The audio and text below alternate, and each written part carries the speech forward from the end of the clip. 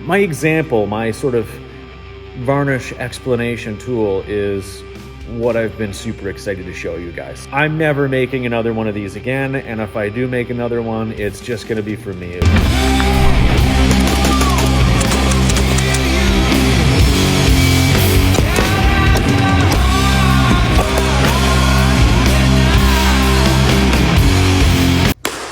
Welcome back to the shop, you guys. Back to the bad echoey audio that we have in here. Back to all the dust, back to all the grime, back to work. It's been a little while. I took a bit of a hiatus this summer. I wasn't really making that many parts, trying to focus on a new career, trying to get some other stuff done, so I missed you guys. I kind of missed doing this stuff too. It was, it's been pulling at my heartstrings, and I know that there's still guys out there who want this stuff, so I figured, you know what, I'll try to get back at it a little bit more, try to help you guys out if you're looking to build something weird like this. So anyways, I'll show you what I've been up to here. That way you can kind of see what the deal is, what's been going on, what the plans are for the future here. Uno momento. I'm gonna flip the camera around. Looky, a couple of shark fins.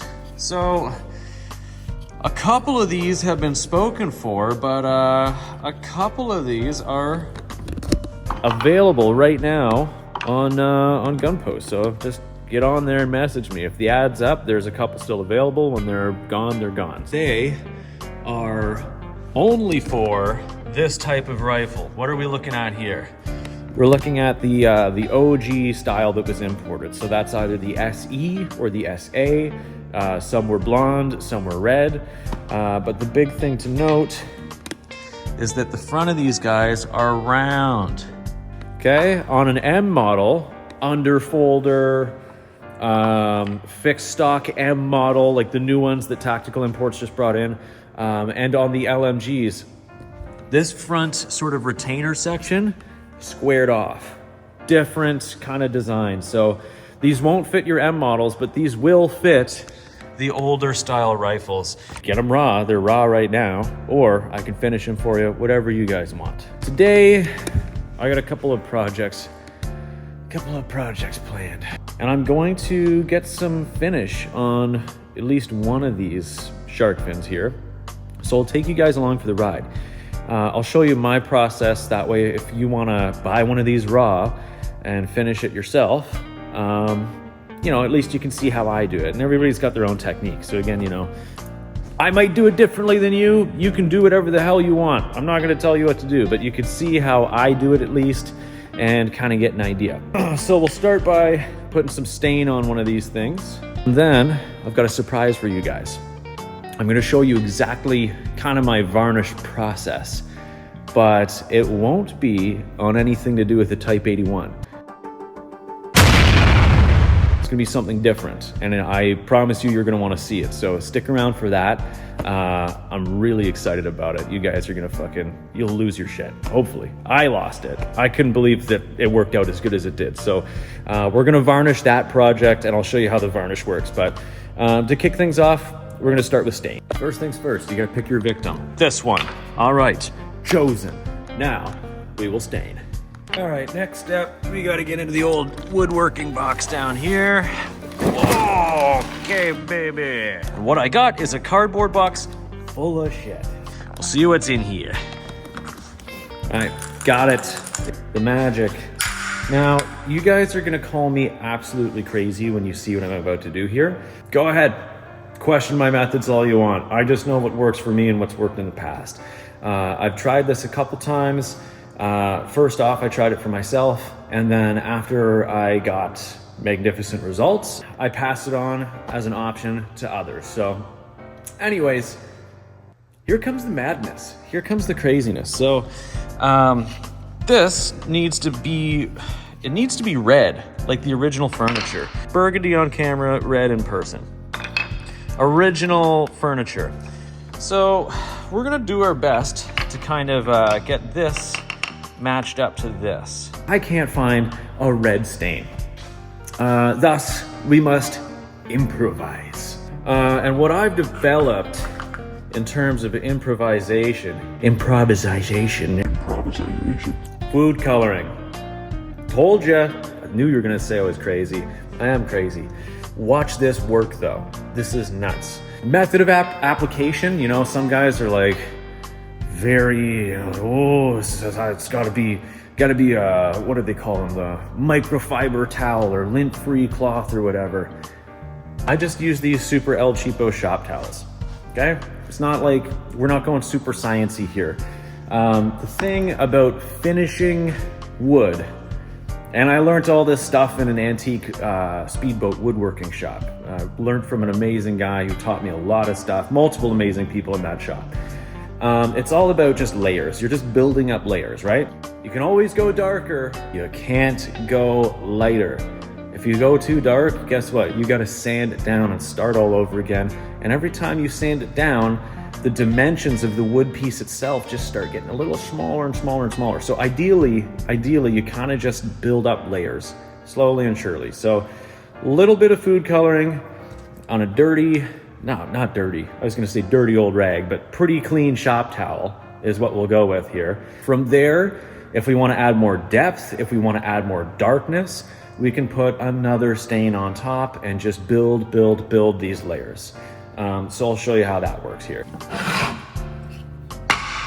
Make sure your piece is sanded nice too. Yeah, make sure your stuff's finished sanded. I go to 400 just to make it really nice. Get rid of all those swirls, super flat, as nice as you can. The big thing that I learned going from automotive stuff that I normally do into woodworking is sand with the grain. Find a piece of test wood. Don't just jump right into staining your part. God damn it, are you crazy? Are you nuts? Find a piece of test wood that's at least similar to the shade. You know, ideally it's the same piece of wood. Finish it the same way, sand it to 400, get it the exact same as your piece that you're trying to stain, and then stain the test piece. Play around with the colors. Ideally it's like a big strip and you can do a color here and a color there and a color there. Pick out what you like, play around with it. Write down the ingredient to each little recipe that you're cooking up. That way you can recreate it on your actual part. Same thing goes with varnish, right? So like, let's say you kind of lock in on your stain recipe, you get the color you want, and you're ready to move on to varnish. Awesome. Slap some varnish on there. See if it reacts. Because if it does react, well, at least it's not the part that you're trying to stain and finish, you know? At least it's not your actual piece. And then you know, okay, obviously that's not gonna work, and you can move on to something else. So test piece, test piece, test piece.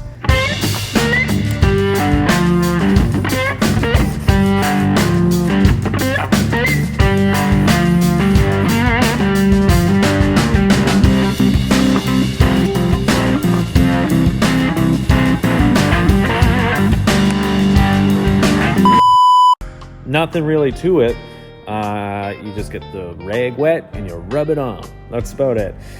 Sometimes the stain doesn't quite get all the way down in there, so I like to keep my rag pretty saturated, like almost over wet, so that it's just, you know, putting lots on there. And if there's excess, you just wipe it off. It doesn't have to be, you know, super sciencey perfect, like, you know, like, oh, put on your paint suit and go into a perfect room.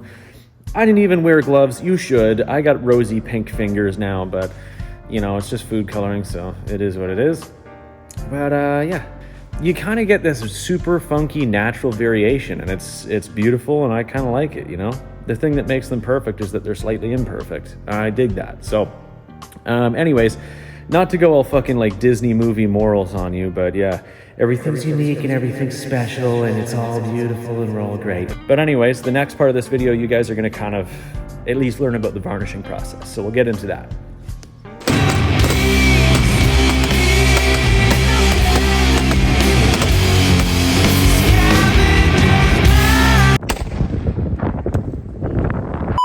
Now, before I really start getting into talking to you guys about varnish, my example, my sort of varnish explanation tool is what I've been super excited to show you guys. So this has been a bit of a side project for me. I'm never making another one of these again, and if I do make another one, it's just gonna be for me. It was so much work. It was one of the most challenging woodworking projects I've had in the in kind of this space, right? Like obviously a lot of the vintage boats I worked on, extremely challenging in a different way, but this tested me. It tested me. So I'm gonna show you guys what I'm talking about, and don't judge the varnish right away. You'll understand that in a minute when I explain the varnish, but just check this thing out.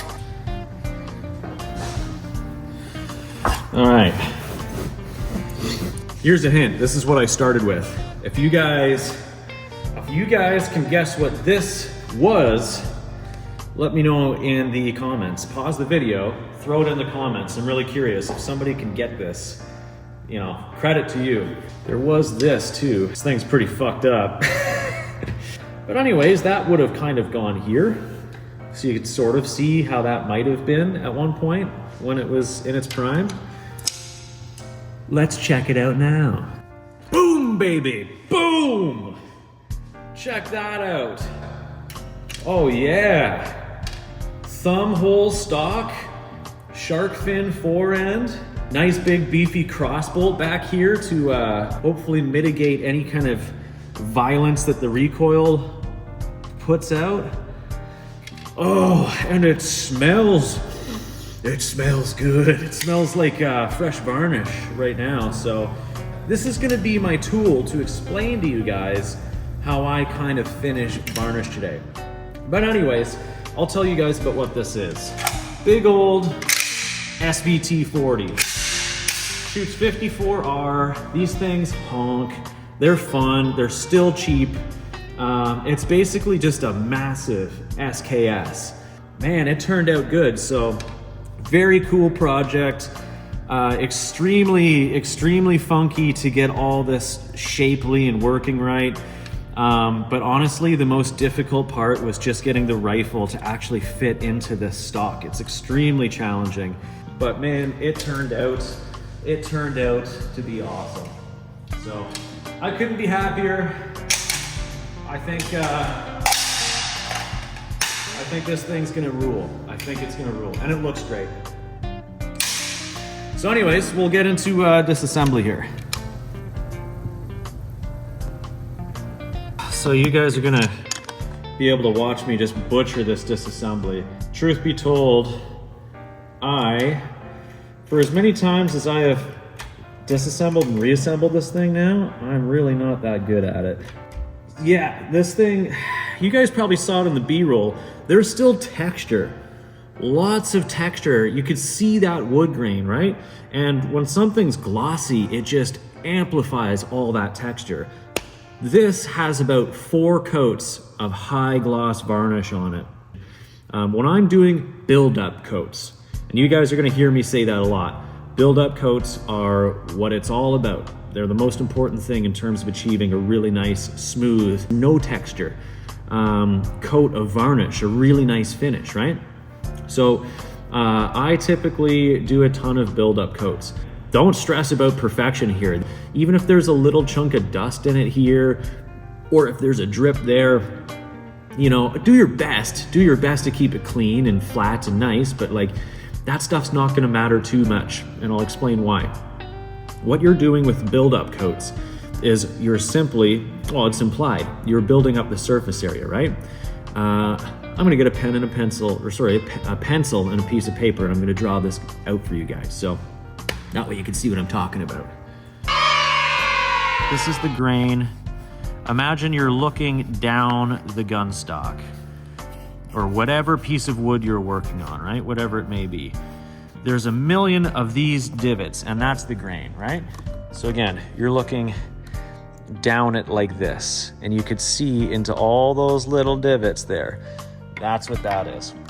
So what we're doing with this build-up coat, the first one that we put on is gonna go over the top like this, and it's gonna sink in here, right? So there's one coat of varnish going across the top, and a big one at the end.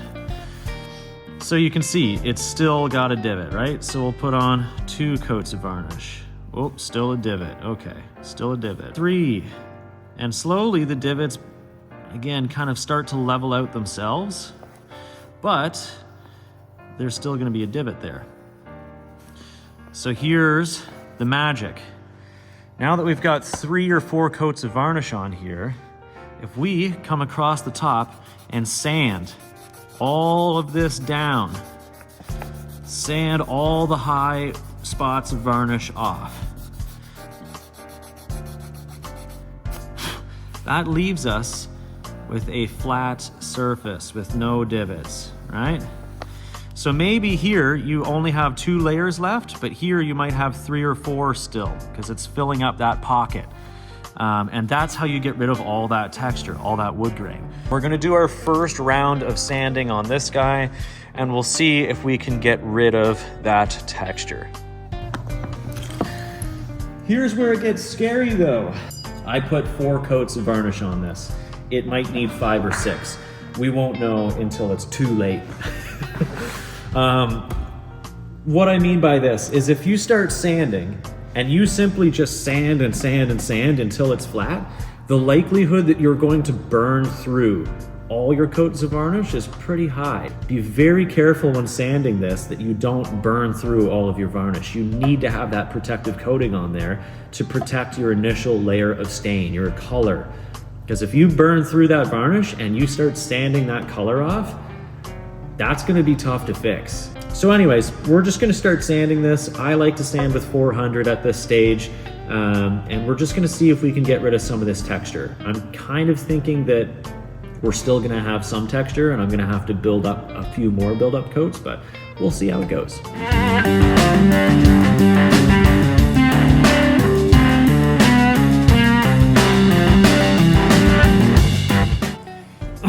Let me show you guys what I'm talking about here. So nobody's perfect.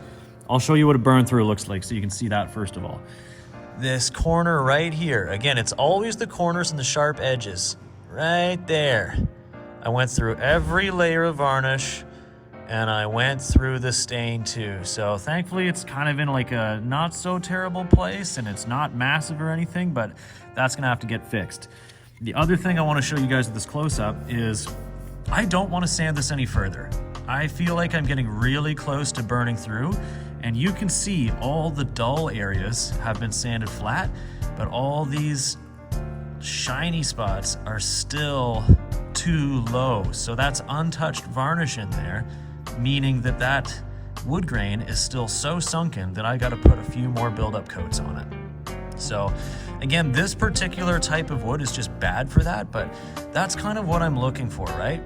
In the ideal world, if I had enough coats of varnish on this, this whole thing would be perfectly dull, completely uniform, all satin, all, sanded, all good.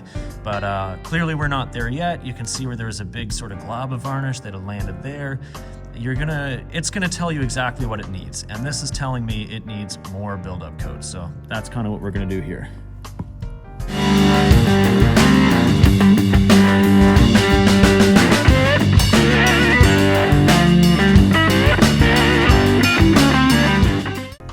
And here's a tip too. So if you have a drip like this, take a razor blade and instead of trying to sand it off, I just slice it off. Reason being, if you were to sand that spot, it would take 3 times as long to get that drip flat than it would to burn through the surrounding area. So again, just to avoid burn throughs, I just try to take as much off as I can, and then that'll sand flat way nicer.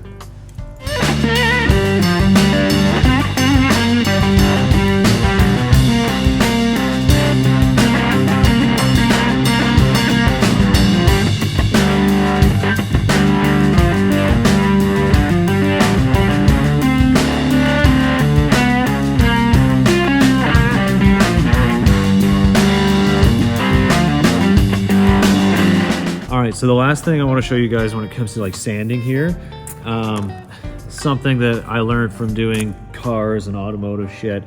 The idea is to sand up to the edge and never over it.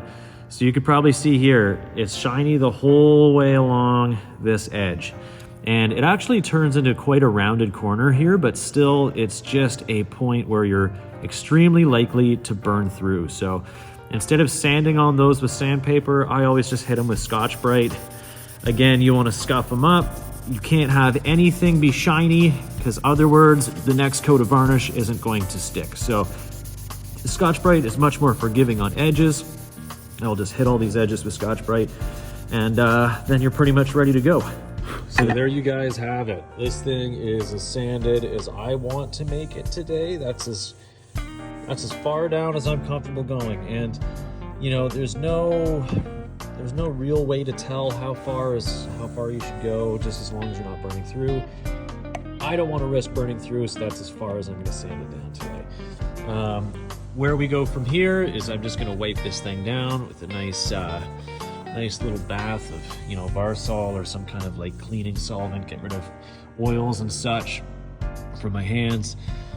You can see a little bit of scratching here, you know, stuff like that. I will go over again with the grain. Sometimes when I'm sanding, I'll kind of cross hatch. It's like body work on a car really at this stage, so I'll kind of cross hatch, but you know, before putting on that final coat of varnish, I like to just go with the grain. This probably isn't going to be a final coat. This is probably going to be another build-up coat, which brings me to my last point that I want to make for you guys. When you're doing build-up coats, well, at least in my experience, again, this is what works for me. I'm not saying this is right for everybody or that I'm right at all. This is just what I found has worked for me through my experience. So please talk shit in the comments. I typically do my building coats with gloss varnish, even if I'm not looking to end on a gloss. Like this guy, I'm probably going to end either doing like semi-gloss or satin, but all of my build-up coats are going to be gloss varnish.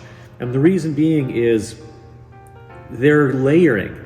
And if you're layering, you know, semi-gloss on top of semi-gloss on top of semi-gloss, it's going to get foggier and foggier and foggier until, you know, by the time you finally build up enough coats, you're almost going to have like a satin appearance. So typically when I'm doing build-up coats, it's always gloss varnish. That way, whatever I put on as my final coat is like the end result. So if I, you know, build up gloss the whole way, I top it with satin, it's going to be satin, and there's not going to be any kind of milkiness underneath, because the coats that are underneath are all super glossy, see-through like glass. So that's my final tip for you guys today.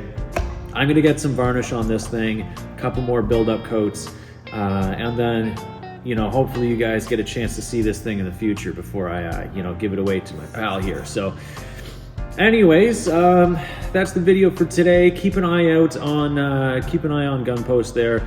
Like I said, I've got a couple of these guys available still for the SE/SA models. I'm going to be trying to build a couple of extras for M models too shortly as well. So keep an eye out for stuff. And yeah, peace.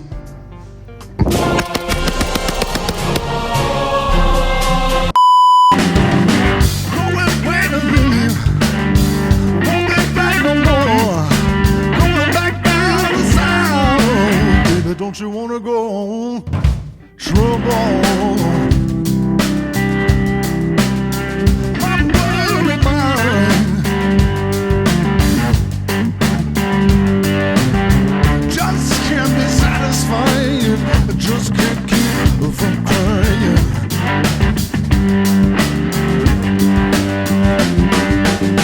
Oh, in my sleep, hear my dog ring. See a fucking thing. Trouble.